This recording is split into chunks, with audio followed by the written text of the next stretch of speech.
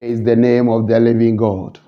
Yedo Nyankopon ti asefo ase yi na ye kamfo ne din ye pejano ye krono ye kaso yo nyame a na chiri na nimo bibiere ni ho no kembe mu na wo hye so ejina ono no mane saso bi ntumi fanto ono reto so bi ntumi maso edo ne ebremu de ye kanyina ne se ne din na nyam nka ne din na asenka se bibi wasede chi a ye ono asafo awurade ene ye de ma no Odofo Onyankopon ti asefo onhyirawo o ma na dom ne ngo stranye kese ewo woni wabusua so se ne abre ne abre bia ma wo kwan na me ba wo nchen na ye besua Onyankopon ti asefo asem no ene nso eye da asafo awurade aye na asem kyerɛ se ye ma ye ne nje na ye ndi mu ahusie hallelujah ene nso ma ba wo nchen se ye ba betoa ya disua ya hyase se Onyankopon pa wo yen for botaa bi Onyankopon di bedua for botaa bi Onyankopon bo yen ba wiase mu for botaa bi na last week no me ne wosua ebedu pepe so bi say in the course of life no Onyankopon pagya nipa bi de obesi gina bia bi na so Onyankopon pagya wo de obesi gina bia bi a wo de asodie bi ma wo wo de adwuma bi so sanka ho ehye wo nsa na o expect say wo betumi deliver hallelujah na yesua bibi ba ye behu abrante a na woni ni nua ne papa wo fie a abrante akuma wo mu ne ka kire ne gya say won chene japade no fa ne de ma no fa nkokobɔ ne bra yehu so kɔye na okɔsɛ japade no na sika ene niema na jade ma ne nyina no okɔye na okɔsɛ ne nyina na ye pense niema bi mu na yenwie na me pese ye toa so ho no mo the prodigal son according to Luke chapter 15 verse 11 to 32 no se wo kan a obehu story ne nyina now Adeɛ baako na mepɛ sɛ yɛte ase ne yehu ne sɛ abrante na wɔgye ne gya na japade a yɛ ne kyɛmu fa de yɛ de kɔ ekɔkɔ sɛ no ebra wo baa ne nua na wɔbɛto no ofie no as a matter of fact ne gya no egye ne fɛ so but ne nua ne de ne bufuye na ɛha na mema Yesu yehu ne sɛ wonipa ekɔkɔ mess up of ne life na say he came to himself na say who ne say why mistake ntin wo twa U10 na wo besre ne bone fache e besre emwa efri adofo ho a how do we handle such people say me busa say eyade e wo position say betumi aboa say nipa no so Onyankopon de abedua ba bi ade nyama bi adua mu say betumi aboa say nipa na ya amwa no na yehwe na say nipa no akwa nguase mu okɔ wuo mu okɔ seye mu a na ye pride ne sen na ye mfaso ne sen enuonyam bɛn ne womu na inkurimdie bɛn so ne womu na ne efefe bɛn so na ewomu sɛ nka brantie ne nua bɛ afie a ne papa gye na ne bufu yɛ sɛ ka mongyere no na ka ɔma ne nsanko na na brabo a ɔkɔsɛ no ɔnkɔ so ankɔsɛ no na ɔnkɔ so ankɔtena n'anim guase mu na ɔnkɔ so na ɔwu wɔ n'anim guase mu no se saa na abrante no ana ofie ni nua pe na ofie no ni biza ene nua na opese ni nua no ana ne papa no etwiti ni nua no se ko twiti ni saa enka enuonyam hyeben ene wo mu aha na me pese wo te ase se wo ewiasefo adwen mu de wo wiasefo adwen mu de enka enipa beka se ne bone so akatua na wo twa no na se watumi agye ne japade no wakɔ sɛ no wakɔbɔ akɔhwibura na se ne aboatia na yengya no na wontena ne bra ye nimu anase ne guase ye nimu yengya no na ne bone so akatua na wo twa no yengya no na wono a entwere no because ono wakɔfa aba mba ya accept no ewiasefo story no ewiasefo binum enyi ni nyina ewiasefo de nka seka koye na nkosi ni yie na esu ni ban a odaadi no nka osan baaye no ono ana opɛ ene wakɔbɔ na kohwibra na sɛ na abatia na media mefa ho ban onkono nipa wonu omo ekɔbɔ akɔhwibra nipa no omo ko disika nipa no omo ko sɛ eniema no ko sɛ no onkono ne wom enkonkɔbra onkono sɛ nipa no enko omo moa onya sika no omo a wonu omo diye womo wonu omo bɔ akɔhwibra no onkono enu ewiasefo esu ene eban ebinom but ene isim se eya baba be wura Kristofo mu eba be wura nsafo mu eba be wura agidifo mu but ha na me pese wo tie ase se ebra wo fa yen wura Yesu Kristo se wo kra ne waje nkwa pe ena waje wo pe free wo nsem no de ono ne pe ma wo waje wusu ena oban ne free wo nsem no de ono no su ma wo na ono no su ni se obi bo wasum ha no ma dan ha so ma no se obi so no be ko 1 mile ono ne ko 2 miles se obi ji watare ya fa de sha sen so sanka ne ho de opese wo kire wo ne se eniema bi wo ho no mo a naka etwa se wo wiase no ana se ebra wo mefa no no se wo kra ne agye nkwa no na niema bi wo ho no mo a wo mu esu ni ban bi a wo mu obi ye wade a wo ye ni bi wo de wo nkomfa bone nche utua nipa so bone so ka bet se wo ba ni mu no wono no wo su bi owo ban bi a wo gye wo su na wo mfa mfomso nche na wo mu wani woni ema bi so no na wo gyi nipa se ne wote bia no wo gye sa wo pe no eno re ne pe ne de ma ho de me pese wote ase ne se onyankopon bo nipa edi dua edi turo mu edi wiase ne ma nyina ma nipa sa ade ba ko de nka mo mfa na wonti na wondi wonipa ya so odin etia ne nyankopon ene ne bofo ema wamfa na sem anya adwuma ehun sunsuaso baaye onyankopon se mehwe nipa na se osei kura na mfaso be ne woso ne bone so aketua ne wanya de mitu no fo meka kire no nanso wamfa anya adwuma nanso se mehwe no nipa kose yemu kura na mfaso be ne woso iti saneti a de metumi aye ama nipa tumi asamba me nchen na eja ehu oba na oba ehu eja na nkita hodi e wo me nipa ntemu no asan abamu nti no mesoma me doba kropa no waba de ne moja be hwie agu agi nipa de na beme na bible say bere ni wie du no ye awurade Yesu Kristo baaye ebe fa kwate wa eto no so ebe gu anguase wuo empo ewuo a ye sen wase ndua so sen ye be ya obaba baji ye mienu obaba baji me no mienu abanyankopon ti asefo nchen na eja ehu ma na manso ehu eja hallelujah onyankopon sunie na onyankopon bahnie eno na onyankopon expect say yenso ye be yesa ama ye ho ye be wuwu ama ye ho ne ye be dodo ye ho se nipa fom se nipa pre kokodu baabi se nipa eye niema bia nse ne mfata na ke wi asefo adwen die nka ye jano na ne bone so akatua no wahu be Kristo mu de ye de che ne agye nipa no abaye nchen na emwa bia na wo se ye de boa no ye de aboa no hallelujah praise the name of the living God iti abrantie na wo fie no se ne gya no gye na egya no gyina ho ma onyankopon a ye fom no na ye niema basa etia no na ye san ye chi ne ba na ogye yen awa atu na ni nua pene no eye nipa bi a wo ewiase mu a ebinim wasafo mu ebinim wonwuma mu ebinim wabusua mu a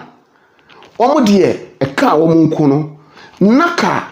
eja no gi awaje wo no ense se waje wo na mpo se eja na gi wo mpo a wo de they have issue with them wo de se wapo modin akọ mess up in life ne de they will not accept him enti emboa bi a wo se eboa sa nipa ne bia no ense se eboa na mama twa adwin sia bibi so beye na wotwe yi mu na social media niema bi call so say TT no ye taxi driver enipa bi ede beto wo no mo say blogger bi de beto wo say o wahoyehia mu na ne danka kora no hia enipa ne yaboa no na o mampani abedi akire Dr. Baumia etie no ekọ ne moa na metie enipa bi so nsem a wo ka se bra titi ewo adwuma na ogya ne naso no messy up in life ekoye anima basabasa po ne ma eye se ne ne aboatia no a you should keep quiet and suffer and die na ahada me pese me twe wadwen begina the prodigal son story ya Yesu yen so odofo de me pese wote ase ne se abrabo mu no Ye Awurade Yesu Kristo nim say a story be a titi story ebesi. When him said the prodigal son story ebesi and a ye Awurade Yesu Kristo this story e beto ho.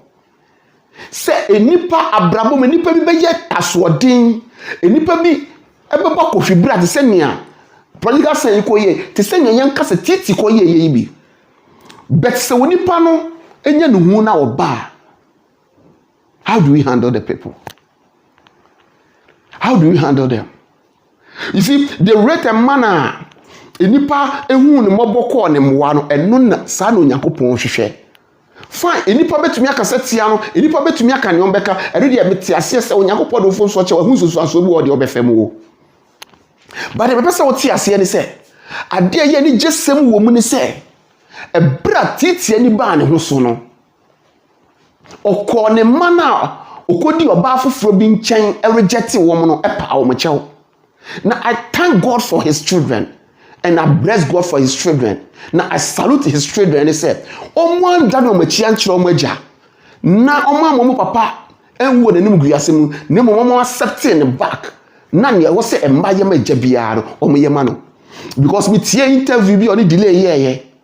Wo say o rejecting the man kokodi oba foforo bi achi. Na oba ne bo na dwen ni firi ne man so ene na busua so. Na what the radius said the man of rejecting woman they are the ones taking care of him. Na titi kan sembi na hana e manije was sre obi biala wo tie ni biala se mistake o ye no ma nkonko ye bi. Mistake a wono ye no ma wonye bi. Now enipa kan nsem bebre but me tie nsem bako mienu bi free titi nsem no mu a me hu ni se bebo achirimafo na bebo ayen preachers yi so bi ne yatumi dia akirekire. Titi se oba bi okodi n'achi. Now enra na your platform secondary school platform your story be to word na ye debate na me kan sem bi say now ye hwe titi story no and obi biara betumi abashi no hanom ne hanom ne bet me say yesu ade bi wo mu ne ye hu ni say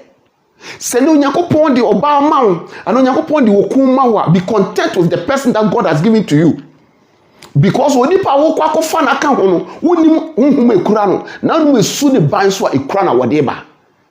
ne betumi ababa di nsusuaso boni abrew se ne titi ebiribire no e bia na dwene se wono de okọ for passion bi before realizing ye no na okwa koto ohaw mu a wuyi ne ho firi ma enye yi nti no yemfa ye mema na ma no de yemfa ntu ye hofo ne yem free ye yire ana ye kunu machi na ankofa nsusuaso boni bi ambre yen tu ebra titi ko ye no na wonya nuhu no wonde wotumi anya nuhu aba bepa ne manager wa betwa U10 iti ba biara abrabo ne de yakodu biara no si ya pawo ye Nyankopon si ya fie Nyankopon achi a yensambra ne nchen no nde wa ya wa adu so beji yen na ma ye nko biem free titi asem wo kan se ni mistake a wa ye no osre obi biara wo tie ne se onhwe ne wanye ne mistake ne bi yensu ade bi mfiri mu yensu ade bi mfiri mu na gia ne man so agye no so eye Onyankopon na pe anase ne pe anana koma so ade na ne man aye ne se omampo o papa na omammo papa nku wa nuguase mu ne wankose yankopro ne mu mama gina awa atu because Onyankopon de odeboyefo wo enye ne fe Onyankopon hira titi emma na wonto mu kwandam na wonhira mu nsa no adwuma so na akoma pa omanya no mutu di omagyanfo so che no no magina wa atu no onkoso anto supangu om so no muhira mu nsa no adwuma no biebie kwan akese mo ho na de omaye no omaye di Onyankopon etiasefo pe hallelujah odofo de me pesa woti ase no so se enipa bi te said Dr. Bawumia Vice President of the Republic of Ghana eni nipa bi e call papa yi emwa no me kaso Onyankopon hira mo na maye ni Onyankopon ehwehwe in the sense say Onyankopon ka kire Abraham say Abraham me hira wa ma wa be ye hira na da bia me ka say successful person is not a person or sika edan ma egu bank no wasisi fia kese na wode da kasa kese mu nemo obi a me friend a successful person is a person who has made a difference in somebody's life, who has put a smile in somebody's face, obi a me friend say wodefo enye obi a owo sika dan ma no de gu bank and wo cast no wo fia kese no na mo obi a me friend say wo yes successful person. I have a very big respect for such people. They say inipa omutumi tene wo nsa ede boa enipa ebro makwa ho yehia mu ebro mo wo ha mu ebro mo wanim guase mu no mutumi boa mo ma omugiro mo na so because ade ba kwa mpesa wote ase ne say ahwiase wo yi ekabrabo ho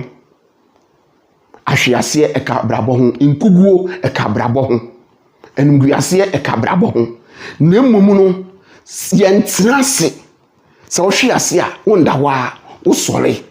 ukọ enumguase mu a wonkamu a wo sore na se wo banso baka wa ba betu achimafo bifo obama yire ka kire opera say oni ni kun ka kire ne man say they wish they will fail in life. One or two be the reason is when they fail they learn something from their failure. It is abrabom se brana business o hwe ase se ko ahwe mu ukọ te bia bi metisen ya eya baba ye adesua ebe ye teacher e de ma e kire wo eniema bi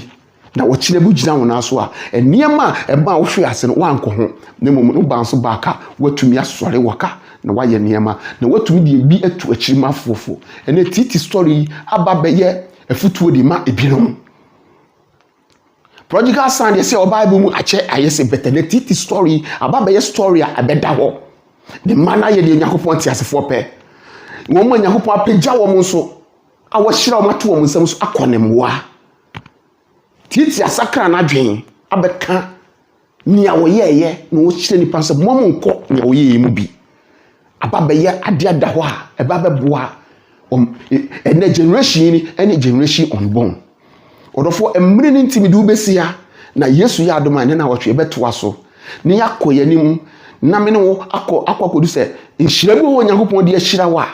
enye so de hira wo for wo personal need and as a family but de hira wo se wo de beba enipa bi wo nyankopon pejai bedu bi pepeso bi na de niam bi hya yensa se ye be ya ye de beba be nhira ama afoforo enti ne sika bi wo nyankopon de ama wo adwuma bi a wode ama wo enunyam bi wode ama position bi wode obejo odu begira wo for obinti